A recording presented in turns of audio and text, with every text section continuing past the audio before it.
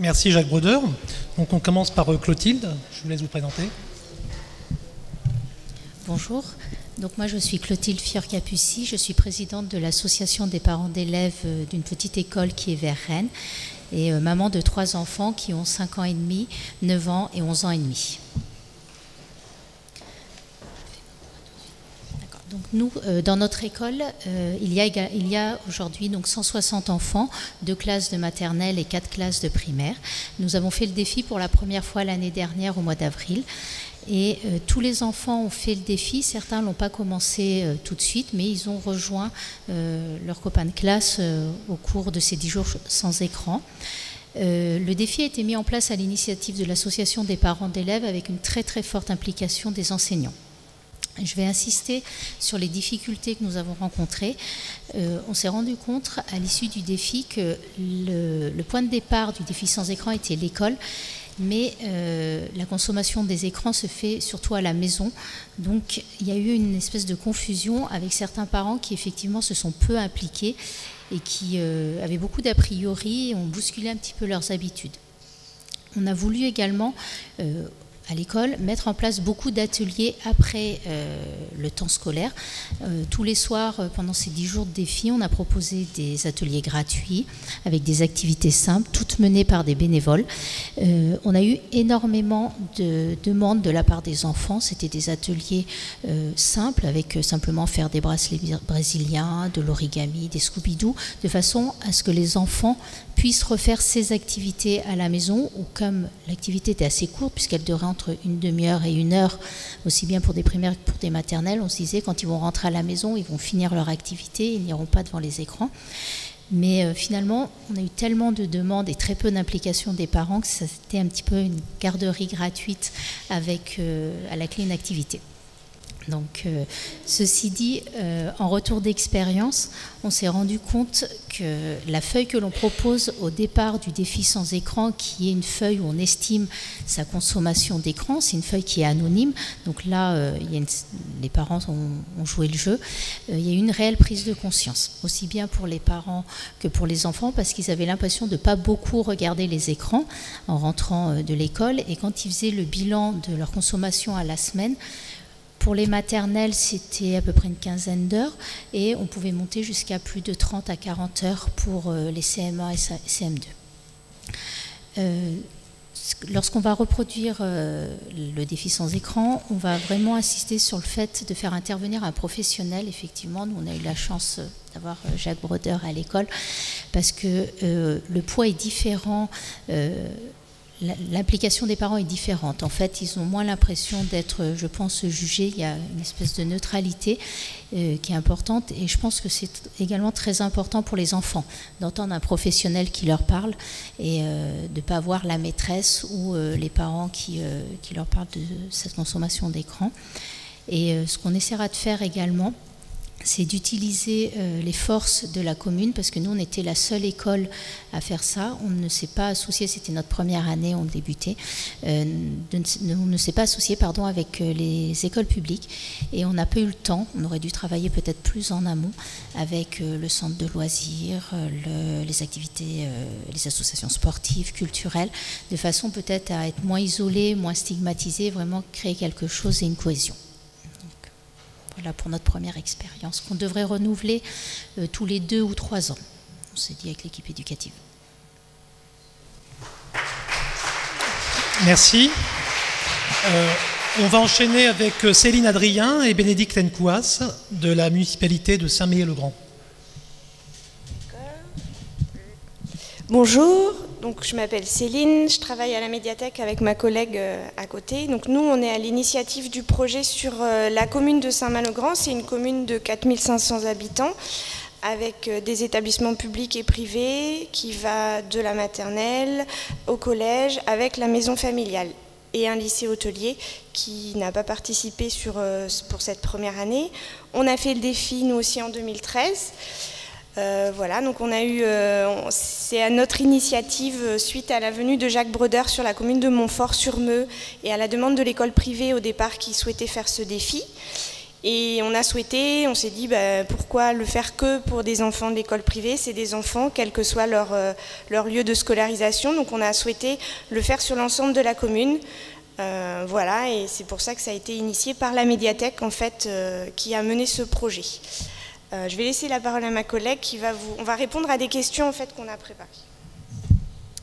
Alors, en ce qui concerne la façon dont nous avons pu décider nos élus à participer à ce projet, donc on a d'abord, nous tous les ans, la possibilité de les rencontrer lors ce qu'on appelle une commission culture, qui était extra-municipale parce qu'on avait convié les directeurs d'établissements scolaires à cette commission pour présenter le projet du défi sans écran. Donc on a tout de suite été soutenu par l'équipe municipale. D'autant plus que le projet était vraiment communal et concernait tous les enfants de la commune et pas seulement une seule école. Le projet était d'abord porté par la médiathèque, mais il s'est inscrit dans le projet éducatif local de la commune. Donc aujourd'hui, avec la réforme des temps scolaires, c'est ce qu'on appelle le PEDT. Ce qui nous a permis notamment d'obtenir une subvention pour ce projet grâce à la direction départementale de la cohésion sociale et de la protection de la population. Seconde question que nous a posée Jacques pour préparer cette entrevue, comment avez-vous pu motiver les enfants à se priver de leur activité de loisirs préférée? Comment a-t-on préparé les enfants au défi sans écran? Donc exactement comme pour la commune de l'Ermitage, l'intervention de Jacques Broder a été primordiale, notamment auprès des enfants. Il s'est présenté tout à l'heure aux adolescents comme leur coach. Et il a fait exactement la même chose à Saint-Main. Et c'est vrai que ça a beaucoup motivé les enfants. Donc comme elle disait, le fait que ce soit une personne extérieure, c'est pas l'enseignante, c'est pas les parents, c'était pas nous non plus au sein de la médiathèque qui leur expliquait en quoi c'était bon de couper les écrans, et du coup ça a eu un impact plus fort auprès d'eux. Faut savoir qu'entre son intervention et le défi, il s'est passé à peu près 3 mois. Durant ces 3 mois, avec ma collègue, on est repassé dans les classes, leur réexpliquer, faire une petite piqûre de rappel pour qu'ils n'oublient pas qu'il fallait qu'ils commencent à s'entraîner et à réfléchir à ce qu'ils allaient pouvoir faire pendant ces 10 jours au lieu d'être sur leurs écrans. En ce qui concerne les adolescents, ça a été beaucoup plus difficile. Certains ont quand même joué le jeu, notamment les 6e. Donc Jacques avait rencontré une classe de 6e qui avait pour charge d'aller dans les autres classes de 6e du collège retransmettre son message. Donc ils ont plutôt bien participé. Ça a été beaucoup plus difficile avec la maison familiale. C'est des plus grands adolescents de 15 à 18-20 ans. Donc là, ça a été beaucoup plus difficile. Leur a-t-on promis des récompenses matérielles? Bien sûr que non. Voilà, il fallait bien qu'ils comprennent que le défi, ils le faisaient pour eux, pour se sentir bien dans leur basket, et pas parce qu'on allait leur offrir une bicyclette ou une tablette à la fin. Voilà. Et donc, bien évidemment, il n'y a eu non plus aucune pression sur les enfants. C'était un choix volontaire. Il y a des enfants qui ont décidé de ne pas participer au défi parce qu'ils ne s'en sentaient pas capables, parce qu'ils n'avaient pas le soutien familial à la maison, parce que voilà. Et c'est pas grave, ils ont entendu le message, ils ont pu assister au discours de Jacques Broder, au nôtre aussi, et c'est quand même pas peine perdue. On a l'intention de le refaire, ils le feront peut-être la prochaine fois. Je te passe la main. Alors, a-t-on culpabilisé les parents? Pas du tout. Comme l'a dit ma collègue, on a vraiment eu le même discours que Jacques Broder. Donc, si vous ne l'avez pas encore entendu, il faut aller le voir. Il est convaincant, le plus irréductible qui est convaincu des écrans. On sort d'une conférence et on sait qu'il faut le faire, il faut tenter l'expérience. C'est vraiment un match contre les écrans. Et quand on explique ça à un enfant, à n'importe quel enfant, ça marche. Ils ont envie de jouer, ils ont envie de le faire. Alors ils ont trouvé des astuces pour trouver des solutions parce que dans les familles, le soutien n'était pas là. Ils ont mangé dans leur chambre, ils ont tourné la télé. Enfin, voilà, il y a eu plein de petites astuces pour gagner le point. Mais ça a réveillé des consciences. On a des parents qui ont enlevé la télé pendant le repas. On a des parents qui nous ont dit « je ne savais pas que mon enfant faisait ça à l'école ». Donc voilà, alors c'est anecdotique, c'est quelques exemples, c'est tout à fait modeste, mais ça a permis d'éveiller ça. Nous, le point positif on veut témoigner aujourd'hui, c'est que c'est un projet communal qui a fédéré sur la commune des très belles rencontres. Et c'est en ça que c'est positif, puisque nous, on a associé toutes les associations de notre commune qui ont répondu favorablement à notre projet. Donc ils ont pu faire du théâtre, ils ont pu faire du judo, ils sont venus à la bibliothèque rien faire, ils sont venus à la maison des jeunes, ils ont pu accéder à toute la structure librement, faire du sport. Il y a eu une fête du sport le samedi, un grand pique-nique le dimanche, où voilà, les parents publics, privés, des parents d'enfants tout simplement se sont réunis et ça leur a permis du coup d'avoir autre chose à faire et de ne pas être derrière ces écrans.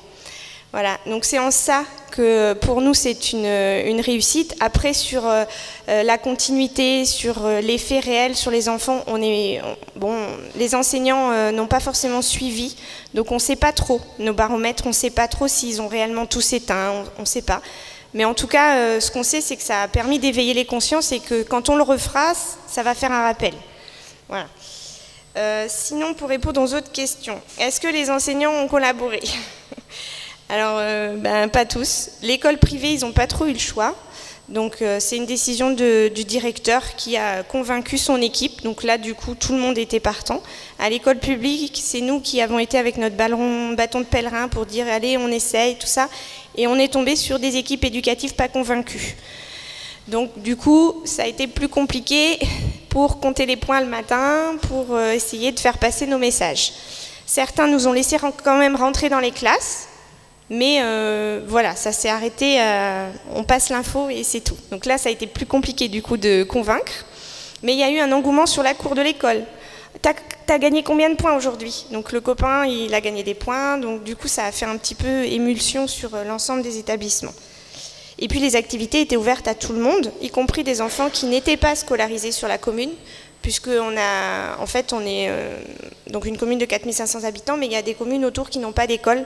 Donc les enfants venaient aussi aux activités, même s'ils n'habitaient pas la commune. Il y a eu une soirée astronomie, par exemple, qui a rencontré un énorme succès, alors que d'habitude, quand ils font regarder les étoiles, ils n'ont que des spécialistes.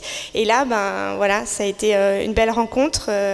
Et du coup, les gens se sont aussi retrouvés à faire autre chose. C'était vraiment le but pour nous de montrer qu'on pouvait faire autre chose qu'être derrière son écran, tout seul, à regarder sa télé ou sa console. Les organismes de proximité, donc j'en ai parlé, ils ont vraiment été sensationnels sur notre commune, voilà, voilà, ça n'aurait pas pu fonctionner sans eux, c'est certain. Le défi a-t-il repris tous les ans? Pour l'instant non, puisqu'on l'a fait en 2011 et que c'est 2013 pardon, et que c'est un investissement important en fait pour nous. On est une bibliothèque, donc on a aussi un métier à faire. Ça rentrait dans notre projet parce qu'on avait une année sur les sciences et qu'on a fait un mois sur les sciences de l'éducation et qu'on s'est dit pourquoi pas éduquer aux écrans, au journalisme, enfin tout ce qui se passe un peu derrière, qu'on a un petit peu manipulé, essayer d'éveiller un peu les consciences des gens. Et surtout, comme le dit Jacques, avoir le pouvoir d'arrêter, de dire stop. On a des enfants, juste un exemple, c'était Roland Garros pendant le défi pour nous. Et rater un match de tennis quand on fait soi-même du tennis, c'est pas possible. Alors ils sont venus nous voir, ils nous ont demandé est-ce que je peux? Bah oui, vas-y, regarde le tennis, c'est vraiment important, mais tu regardes que ça. Tu regardes ni avant ni après, tu regardes juste ton match de tennis. Et du coup, ils étaient contents. Enfin, c'est pas stigmatiser les écrans, c'est vraiment un défi sous forme de jeu. C'est pas dire les écrans c'est nul. Voilà, on a tous entendu ce qui a été dit et on sait que c'est néfaste, mais c'est éveiller la conscience des parents et des éducateurs pour dire on peut faire autre chose autrement. Et c'est comme ça que nous on l'a présenté. Du coup, il n'y a pas de culpabilité nulle part. Enfin, c'est vraiment les gens, oui, ça va de soi, quoi. Après, on a vu, c'est néfaste. Enfin, voilà, il y a des études. Nous, on n'est pas du tout rentrés dans ça. On le sait, nous-mêmes, on est convaincus, mais on n'a pas du tout fait ça dans cette démarche-là. Et enfin, qu'a-t-on découvert dans les familles et les quartiers où on s'est déconnecté? Alors certains nous ont dit, des enseignants, où toute la classe a joué le jeu, moins de violence verbale. C'est quand même ce qui ressort le plus dans nos différents... Parce qu'à la fin de ce défi, il y a un questionnaire qui est rendu. Et passer plus de temps en famille, les collégiens ce matin l'ont dit, c'est ce qu'ils souhaitaient faire. Et c'est ce qui ressort en fait. On a passé plus de temps avec nos frères et sœurs, on a joué avec eux. C'est vraiment ce qui ressort. On a fait des gâteaux, on a fait... Voilà, c'est passer du temps en famille autrement qu'en étant tous devant le même écran, ou même des fois sur des écrans séparés, puisqu'il y a beaucoup d'écrans dans les familles. Voilà, je te laisse la parole. Alors, après, on n'a non plus pas fait l'unanimité. Il y a aussi eu des retours très négatifs sur ce défi, il ne faut pas se leurrer. Des parents qui nous ont accusés de nous immiscer dans la vie familiale, que ce n'était pas notre rôle, qu'ils savaient très bien ce qu'ils avaient à faire et comment éduquer leurs enfants. Donc on a été un petit peu déçus parce que nous, on a pris ça comme une action de prévention, au même titre qu'on fait de la prévention contre le tabac ou contre la drogue. On a fait de la prévention sur les écrans. Notre but, c'était pas de dire aux parents, mais comme pour tout, on ne peut pas dire aux gens comment ils doivent vivre, c'est à eux d'en prendre conscience. Après, on nous a reproché, certains parents, d'avoir été pris en otage par ça, parce que les enfants voulaient participer et que du coup, quand ils rentraient, ils ne pouvaient pas regarder les infos, ils ne pouvaient pas se détendre en rentrant du boulot. Après, je trouve un côté quand même positif à ces remarques, c'est que les parents ont quand même joué le jeu, puisqu'ils ne pouvaient pas allumer les écrans, et c'est qu'ils ont laissé quand même leurs enfants faire les défis, et qui finalement, ils les ont un petit peu encouragés, ce qui est quand même pas complètement négatif. Merci beaucoup. On va enchaîner avec Cécilia Gumiot, du Morbihan. Donc, bonjour à tous, donc, je m'appelle Cécilia Gumiot, j'habite en Bretagne, dans le Morbihan. Et je suis responsable de 2 petites médiathèques, une médiathèque dans une commune de 2300 habitants, Malensac, et une autre médiathèque dans la ville de Pluerlin avec 1400 habitants. Donc je travaille dans un milieu rural, donc ce qui n'est pas forcément la même chose que dans les grandes villes, j'imagine, au niveau de la fédération des gens, etc. C'est peut-être un petit peu plus simple pour réunir et rassembler. Donc pourquoi ce projet? Déjà, moi je suis partie d'un constat, et on a évoqué ça tout à l'heure, les assistantes maternelles. Nous, dans le milieu rural, on a essentiellement des assistantes maternelles, effectivement, qui méconnaissent les méfaits des écrans et qui mettent les enfants de 0 à 3 ans sans aucun scrupule devant l'écran, et ils ne trouvent pas du tout de mal à ce qu'elles font. Elles ont vraiment l'impression de bien faire. Et donc la méconnaissance en fait des gens que je pouvais côtoyer, qui avaient vraiment l'impression de rendre plus rapidement leurs enfants autonomes et plus intelligents, parce qu'ils allaient apprendre l'alphabet avant 3 ans grâce à la super tablette qui vient de sortir, et qu'ils ont vraiment la conscience pour eux et l'impression de bien faire. Et je pense que c'est aussi par un manque d'information, et parce qu'on essaye aussi de leur communiquer des informations qui sont un peu erronées à la télévision, et de leur faire croire que ce qu'ils font, c'est bien pour leurs enfants. Et donc moi je suis médiathécaire, donc on peut se dire pourquoi pourquoi la médiathèque faire un projet comme ça?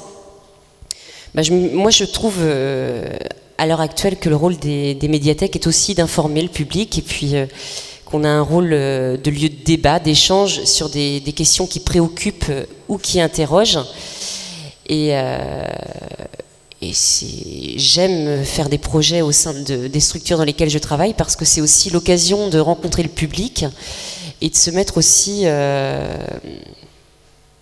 d'aller vers eux et de pouvoir travailler ensemble, et de se mettre aussi à la portée des gens, et ne pas être que derrière son bureau à cataloguer des livres. Voilà, il faut aussi être dans la discussion. Donc du coup, j'ai voulu proposer ce projet vraiment pour ces raisons-là.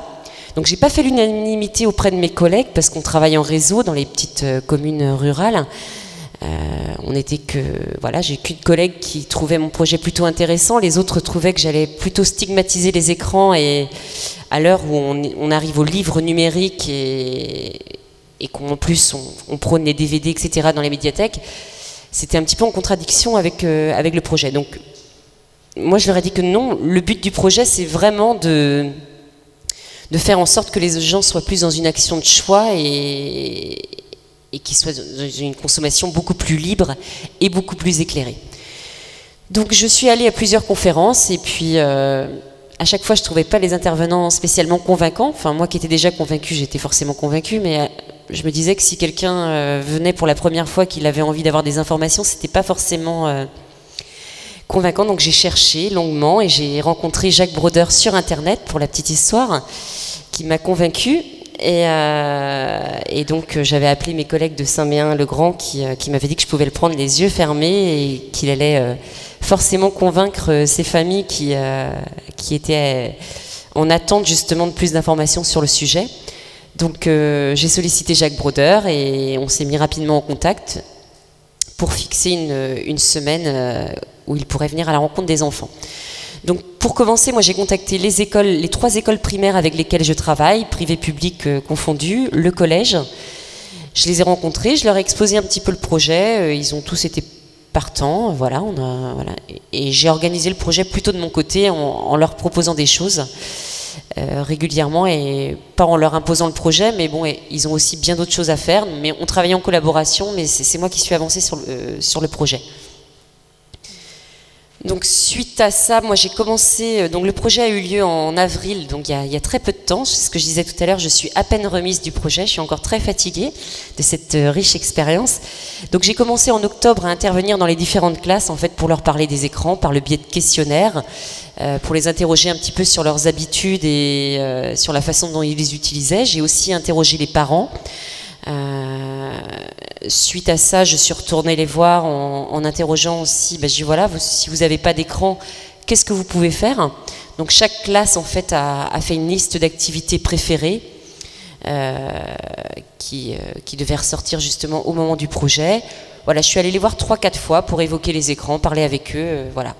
Moi j'ai pas les compétences de Jacques Broder, donc je l'ai fait à ma manière. Et c'était surtout pour que ça n'arrive pas comme un cheveu sur la soupe et qu'on arrive sur le projet qui ne soit pas préparé. Et Jacques Broder m'avait vraiment fait part du fait qu'il fallait préparer ses enfants à ce fameux match qui allait arriver. Jacques Broder est arrivé dans les écoles la semaine du 24 au 29 mars dernier. Il est intervenu dans toutes les classes, de la petite section jusqu'au collège. Et il a sensibilisé les enfants, pas en leur parlant directement des écrans, mais en leur parlant de la peur, de la colère et de différents sujets qui les amènent aux écrans, forcément. Le projet a bien été accueilli par les familles. Donc j'ai proposé, moi, un panel d'activités pendant une semaine sur un budget de 7 300 € environ.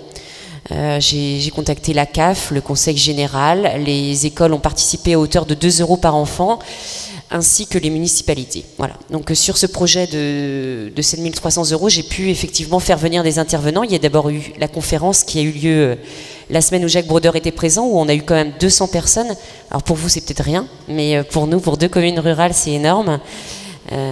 On était vraiment très très contents. La conférence a été très animée et très enjouée et les gens étaient tous convaincus à la sortie. Et donc le lendemain où Jacques Broder est parti, on a lancé ce programme d'activité. Donc j'ai fait venir beaucoup de spectacles.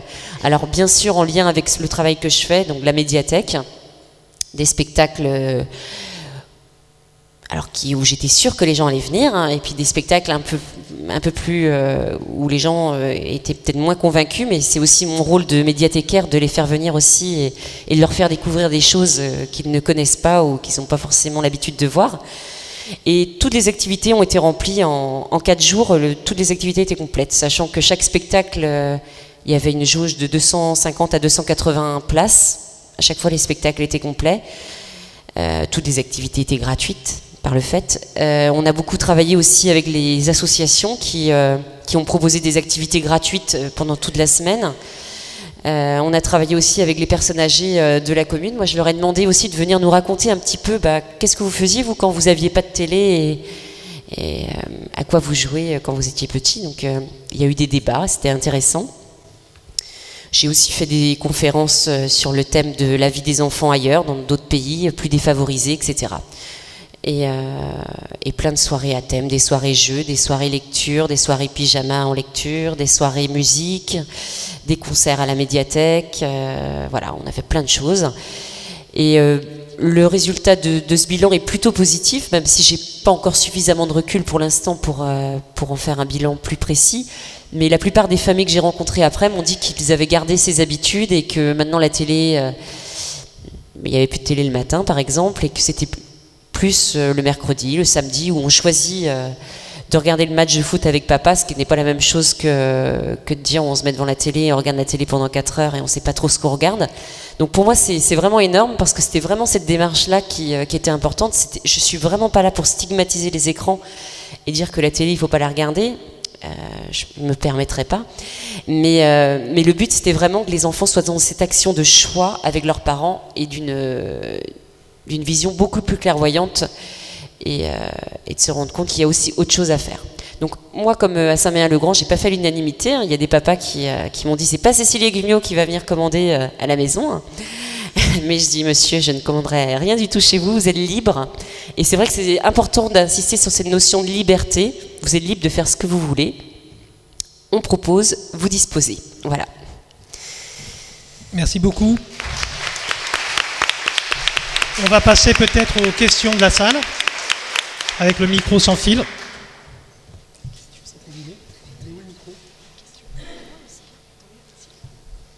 Ah, le micro, voilà.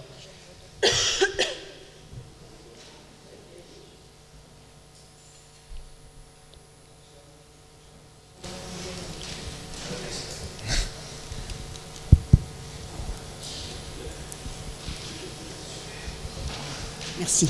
Oui, moi je ne vais pas vraiment poser de questions, mais comme je suis bretonne, je suis Annick Bozlek. Vous voyez, on ne peut pas être plus bretonne que ça.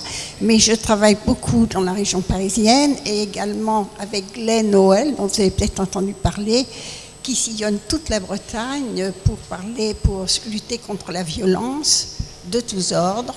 Et nous donnons des concerts là-bas et ça marche très bien. Par contre, il y a un mot qui m'énerve un peu. Personne ne veut stigmatiser. Eh bien, quelquefois dans la vie, je me demande s'il ne faut pas stigmatiser carrément. Il faut stigmatiser de temps en temps, je crois. Parce qu'en laissant comme ça le libre cours des choses, on n'a pas toujours des bons résultats. Alors, tout à l'heure, vous disiez que vous aviez demandé aux personnes âgées, alors vous voyez ma tête, hein, il y a 3 générations entre nous. Il y a 3 générations entre nous et évidemment, on ne peut pas dire qu'on avait la télévision. On a eu la télévision en 1900, je ne sais plus quoi, c'est ça mademoiselle, oui, 1950, et encore en noir et blanc, complètement nul. Moi j'étais dans la communication à cette époque-là, je trouvais ça aussi pas très très intéressant. Mais c'est sûr que c'est magique quand même la télévision. Personnellement, au jour d'aujourd'hui, nous nous occupons d'enfants pour l'accompagnement scolaire, la réussite éducative, puisque comme on disait ce matin, monsieur, l'échec scolaire, il n'est pas seulement dû à la télévision, hein, mais il est dû effectivement à du temps qu'on pourrait passer à faire autre chose qu'à regarder l'écran. Alors là, on a eu des équipes, vous savez, 90 enfants tous les soirs en accompagnement scolaire, 3 sites de 30 personnes dans la région parisienne. Là, c'est ma 2e casquette. Et puis maintenant, je suis absolument ravie de vous entendre. Mais je trouve aussi qu'en Bretagne, quelquefois, il y a une scission entre les écoles privées et les écoles publiques. Et là où nous avons une propriété là-bas dans le Morbihan, madame, à Elvin, à côté d'Elvin, à Trédion, il n'y a que 2 écoles privées. Il n'y a pas d'école publique. Alors les combats, les discussions sont difficiles. Voilà, pour finir, parce que ce serait trop long, je vous félicite, il faut essayer, continuer. Et moi, à mon âge avancé, je continue quand même, tous les jours. Nous avons encore des enfants, et en Bretagne, Glenn Noël continue son combat pour la non-violence, la paix, et aussi pour qu'il n'y ait pas d'excès dans tous les sens quant à l'éducation. Voilà, merci.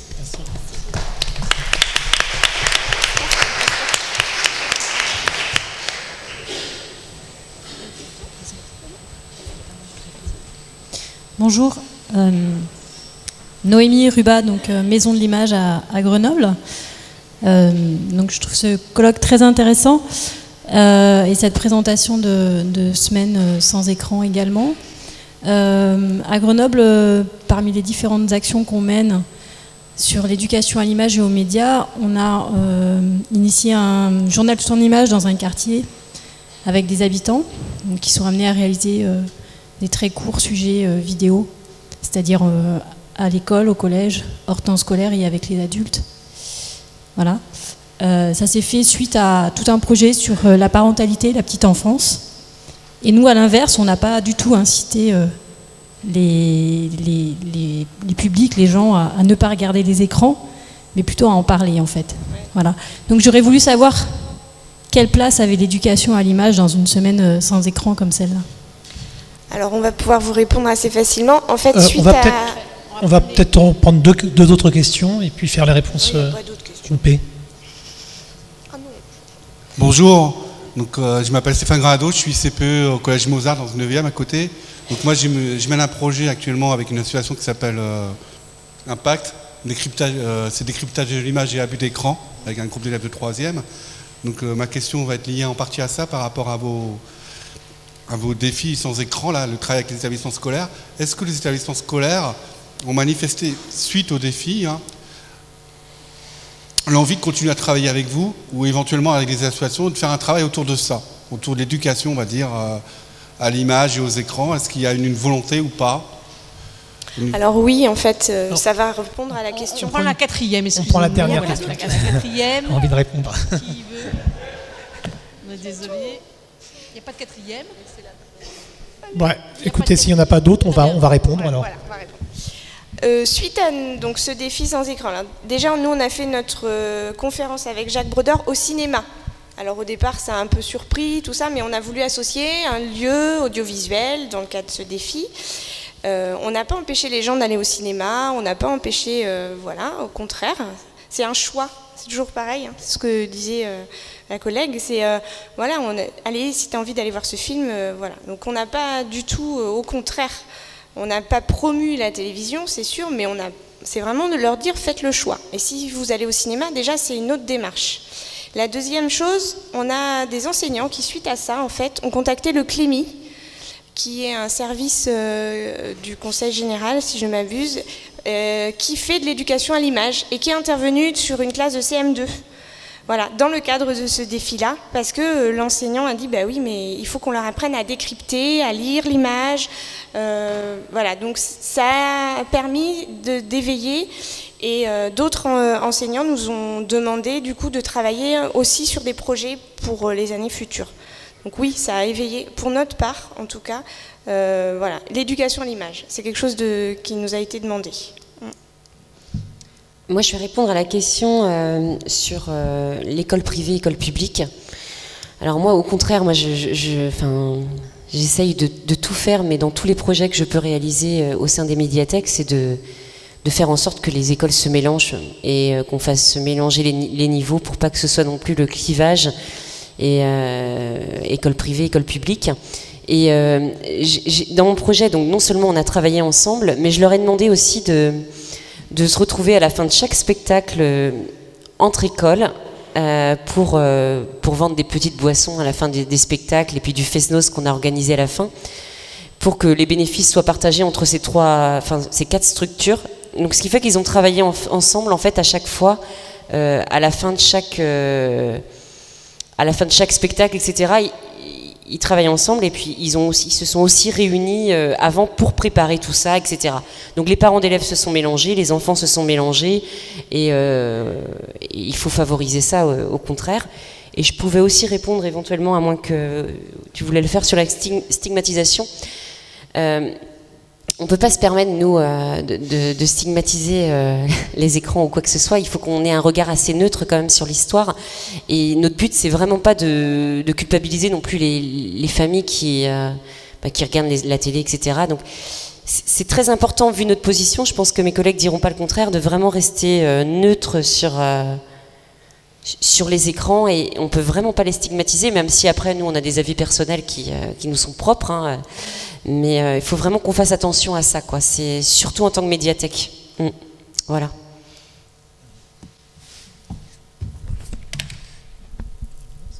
Alors nous, concernant effectivement le choix de débuter le défi à l'école Saint-Joseph, qui est une école privée, on n'a pas pu, c'était notre première année, donc on a testé, on n'a pas pu s'associer à l'école publique parce qu'on était en plus dans un contexte politique avec la mise en place des nouveaux rythmes scolaires.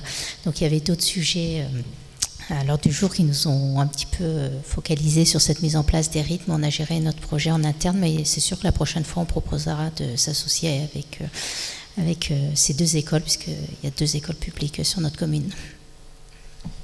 Voilà, je crois qu'on arrive au terme de la première table ronde. Merci beaucoup.